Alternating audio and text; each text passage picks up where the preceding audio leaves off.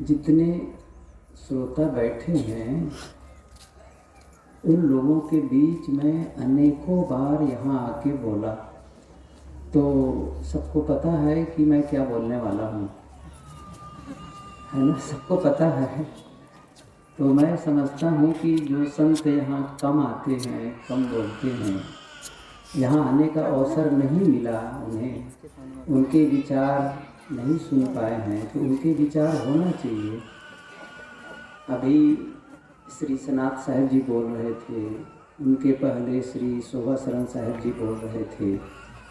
मुझे याद नहीं है कि श्री सनात साहिब जी इस मंच पर आकर के कब बोले हैं, बोले होंगे, लेकिन 2-3 साल हो गए। देखिए 2-3 साल में सारी बातें भूल जाती हैं, और कबीर साहब की पर नई नई खोज हो रही है तो हो सकता है 2-4 साल बाद एक और नई खोज हो जाए, तो नई बात सुनने को मिले, क्योंकि साहब की खोज के पहले कुछ नई खोज थी और उन्हें सत्य माना जाता था, उसी पर लोग बोलते थे, पढ़ते सुनते थे, और वो खारिज है आज। और हो सकता है ये साहब वाले विचार भी आगे चल के खारिज हो जाए, लेकिन क्योंकि जब जो लिखता है उनको लगता है मैं ही अंतिम सत्य विचार कह रहा हूँ, बिल्कुल इसके अलावा कोई सत्य है ही नहीं है। पुराने लेखक लोग भी यही सोचते रहे, वर्तमान लेखक भी यही सोचता है, लेकिन आगे आने वाले लेखक पुराने लेखकों के विचार को खारिज करते जाते हैं, नई स्थापनाएं होती चली जाती हैं। गुरुदेव जी कहा करते थे, हर पंथ में, हर संप्रदाय में 2 प्रकार के लोग होते हैं, एक प्रचारक, दूसरा साधक। दोनों का महत्व है, दोनों का महत्व है, क्योंकि कबीर के या किसी भी संप्रदाय के विचारों का प्रचार न किया जाए तो जनमानस में उसके बारे में लोग कैसे जानेंगे, फिर उस पथ पर चलेंगे कैसे। इसलिए प्रचार तो जरूरी है, और लेकिन प्रचार का जो तरीका है वो शालीनता भरा हो, विनम्रता भरा हो और आचरण संपन्न हो, तो प्रचार अच्छा होता है। हम ही लोग पढ़े हैं और सुनते हैं संतों से कि चाहे वो हिंदू हो, ईसाई हो, मुसलमान हो, वे लोग अपने धर्म के प्रचार के लिए कितने लोगों की हत्या कर डाले, कितने लोगों की, एक हाथ में कुरान और दूसरे हाथ में तलवार लेकर के। ईसाइयों की भी यही बात है, हिंदुओं की सबकी वही बात है। ये क्या है? हिंसा पूर्ण अपने विचारों का प्रचार करना। एक है बड़ी शालीनता से अपनी बातों को बताना।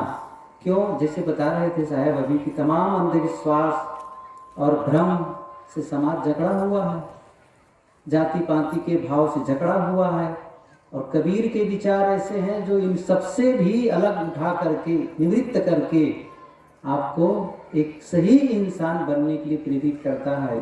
तो इसकी आवश्यकता है, और उन्हीं में से एक वर्ग भी होता है जो साधक है। वो भी प्रचार करते हैं, लेकिन उनके प्रचार के ऊपर जोर नहीं होता है, साधना के ऊपर जोर होता है, साधना के ऊपर जोर होता है। अभी जैसे अब कबीर साहब जी कहाँ जन्मे, उनके माता पिता कौन, उनके गुरु कौन, होगा जिनका होना होगा, हो जाएगा। कहीं तो थे, कबीर साहब थे, इतना पर्याप्त है। ये बात मुझे इसलिए कहना पड़ता है कि श्री सनात साहब जी, सर्वोत्तम साहब और श्री धर्मेंद्र साहब जी, कई लोग मिल करके अटल बिहारी वाजपेयी के पास गए थे, उनको शायद याद भी हो। अटल बिहारी वाजपेयी के पास गए थे, किस लिए गए थे?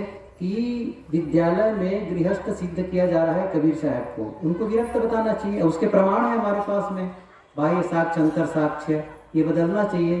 तो अटल बिहारी वाजपेयी ने क्या कहा था? कबीर जैसे महापुरुष गृहस्थ हो कि विरक्त हो, क्या फर्क पड़ता है, वो महान थे ही।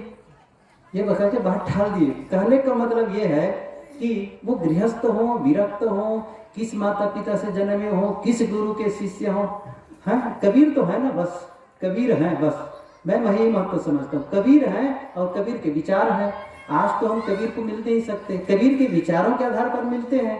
इतिहासकारों ने क्या लिखा, कितना लिखा, ये खोज का विषय है, ये विद्वानों का विषय है, लेकिन हम सबके लिए मैं समझता हूँ उन्होंने जो कहा है, एक सही इंसान बन करके सही जीवन जियो, ये भी बातें हैं। देखिए कबीर की वाणी में निश्चित रूप से इन सब बातों पर समाज सुधार की बातें हैं और परिवार सुधार की बातें हैं और धर्म के क्षेत्र में तमाम अंधविश्वास है उनके भी उसका भी उन्होंने साफ सफाई की है उन्होंने, तो वो सारी बातें हैं और उसकी आवश्यकता है भी, इसको नकारा नहीं जा सकता है। लेकिन ये सब चीजें हमें उतना दुख नहीं दे रही हैं जितना हमारा मनोविकार दे रहा है। क्यों मैं कह रहा हूँ, आज भी है उसका महत्व, लेकिन आज हमें से बहुत कम लोग, कम से कम यहाँ बैठे उन लोगों को जाति को लेकर के अपमानित करने वाले बहुत कम लोग हैं। कहीं कहीं घटना घटती होगी, है वो भी है, ऐसा नहीं कि नहीं है, लेकिन हम लोग जितने लोग बैठे हैं उन लोगों को कि तुम नीच जाति के हो, तुम शूद्र हो, तुम वेद पढ़ते हो, तुम्हारे कान में रांगा डाला जाएगा, ये घटनाएं नहीं घटती हैं, ये घटनाएं नहीं घटती हैं, सही है, नहीं घटती है। तो आज वो बातें पहले थी लेकिन आज वो प्रासंगिक मेरे ख्याल से नहीं है। क्यों? वो घटनाएं नहीं है। अच्छा, कानून भी है, कानून भी है, कोई ऐसा करे तो आप कानून का सहारा लेकर के आप उससे निजात पा सकते हैं, ऐसा भी है। पहले कानून भी नहीं था, कानून बनाने में वही लोग, दंडित करने वाले वही लोग, सब कुछ करने वाले वही लोग होते थे, तो निश्चित रूप से एक त्रासदीपूर्ण समय था। लेकिन आज अब देखिए, उन्हीं महापुरुषों की देन है, ये बात सच है, उन्हीं महापुरुषों की देन है कि आज गुरुदेव जी कहते हैं कबीर के विचार आज कानून के रूप में है, कबीर के विचार आज कानून के रूप में है, तो उनकी ही विजय है, ये उनकी विजय है।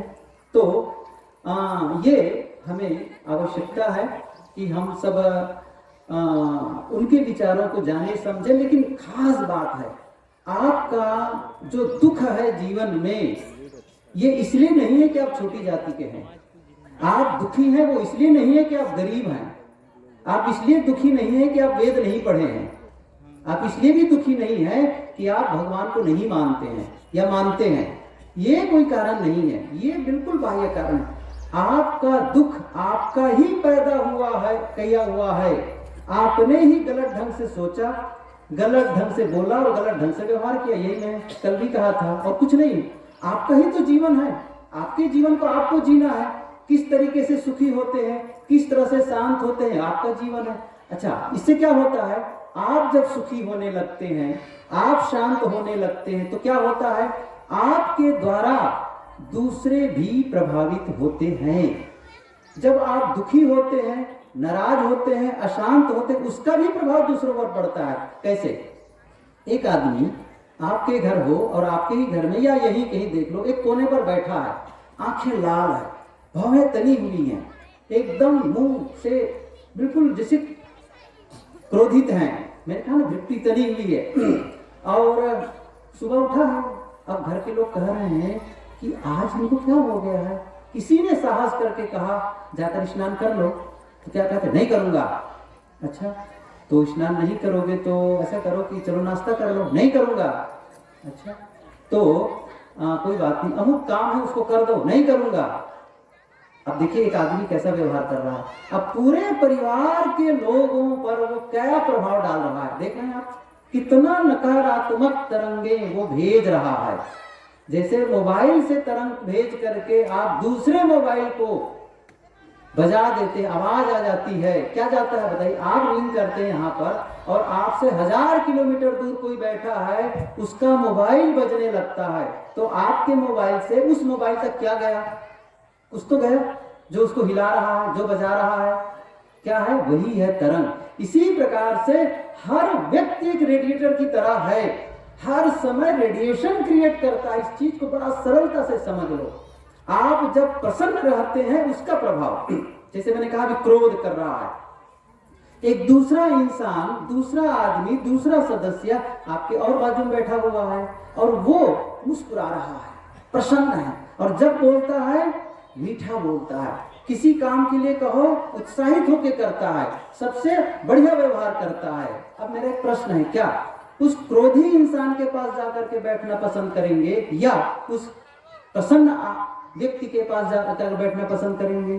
सभी समझेंगे कि उस क्रोधी के पास नहीं बैठेंगे, क्योंकि वहां पर बैठ करके हमें अच्छा महसूस नहीं होगा, हमारी फीलिंग्स अच्छी नहीं होगी। लेकिन एक अच्छे इंसान के पास जब बैठते हैं तो हमको अच्छा लगता है, इसीलिए संतों के पास जाते हैं। संत भले ही कुछ ना बोले लेकिन वहां जाकर के ऐसा लगा मन शांत, मन प्रसन्न। और अनेकों बार आप सभी अनुभव किए होंगे, आकर के सत्संग में बैठे, कुछ पता नहीं आपके जीवन की समस्या, यहाँ से मंच से प्रवचन किए संत जन और आपको लगा मेरी समस्या का समाधान हो गया, ऐसा लगा जैसे मेरे ही विषय में बोल रहे हैं।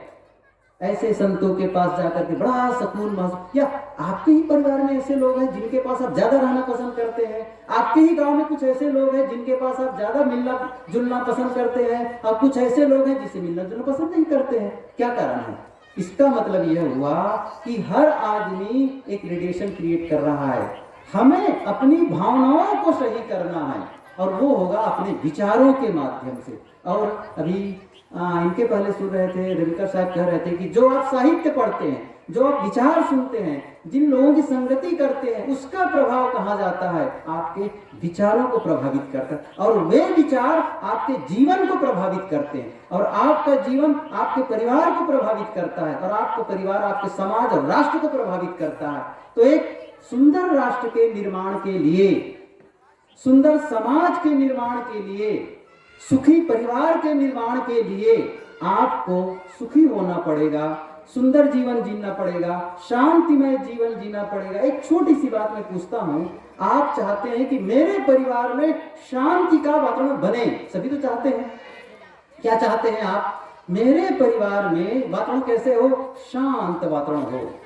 तो सबसे पहला काम क्या करना होगा? पहला काम होगा, आपको शांत होना पड़ेगा। आप पहले शांत हो जाइए।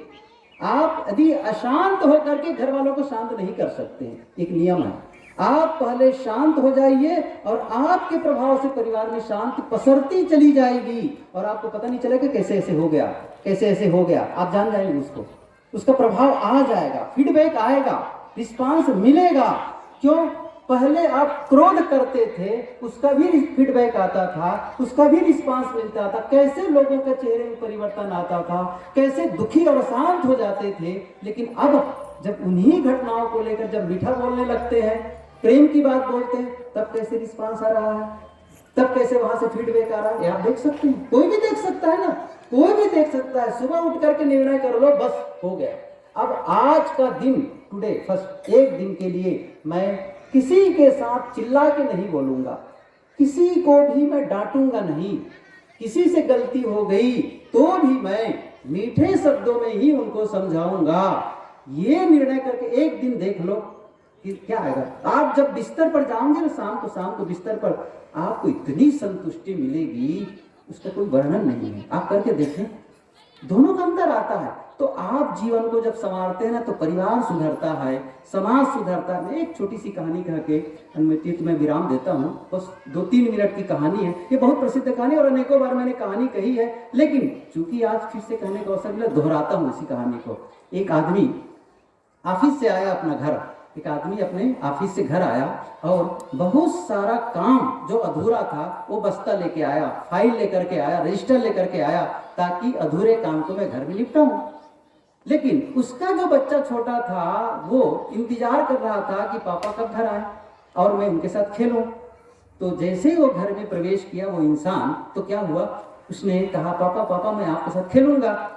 उसने कहा बेटा मेरे पास बहुत काम है, देख रहे इतना फाइल लेके बड़ा काम करना है मुझे और बहुत काम पीछे हो गया है। और लड़का क्या कहता है छोटा सा, पापा जब हमारे स्कूल में कोई पीछे हो जाता है उसको अलग कक्षा बैठा देते हैं, आपको क्यों नहीं कर देते ऐसा? कहा बेटा ये स्कूल और कार्यालय का मामला अलग अलग है। तो खैर, तो उसने कहा नहीं मुझे खेलना है आपके साथ। अब उस बच्चे से पिंड छुड़ाना है, उससे किसी भांति उससे बला टले, उसका दूसरे तरफ उसके मन को डाइवर्ट करना था, बदल देना था। तो उसने क्या किया, सामने एक टेबल थी, उस पर पत्रिका रखी थी, टेबल पर पत्रिका रखी थी। वो उसमें से एक पेज था, उस पेज में शायद तो सेंटर का पेज रहा होगा 2 पेज का, उसमें विश्व का नक्शा था, मैप था। उसने उसको निकाल लिया, पत्रिका से बाहर निकाल लिया और उसके कई टुकड़े कर दिए। कई टुकड़े करने के बाद में अपने बेटे से कहा कि बेटा इस जो विश्व का नक्शा था इसको तुम फिर से ठीक कर दो, सेलो टेप ले लो और फिर से इसको दुरुस्त करके चिपका दो, और जैसे तुम इसको चिपका करके सही ले आओगे, मैं तुम्हारे साथ खेलने के लिए आ जाऊंगा। क्या सोचा था पिता कि कहा है कि ये विश्व का नक्शा जोड़ेगा छोटा सा बच्चा, और खेलने की भी झंझट करा, वो उसी में उलझा रहेगा और मैं अपना काम करता चला जाऊंगा। लेकिन उसको खेलने का जुनून था, उनके अंदर में एक भाव था, तो गया और फैलाया कागज और जोड़ने लगा। ज्यादा नहीं लगा, 5 से 7 मिनट, 10 मिनट अधिकतम लगे, 10 मिनट, और वो विश्व का नक्शा ठीक करके, दुरुस्त करके, सही करके वो ले आया और कहा पापा ये विश्व का नक्शा ठीक हो गया। उसने कहा इतनी जल्दी कैसे ठीक हो गया? लगता है तुमसे मुझे कुछ सीखना पड़ेगा, मेरे से ज्यादा जानते हो, तुम बताओ कितने जल्दी कैसे ठीक कर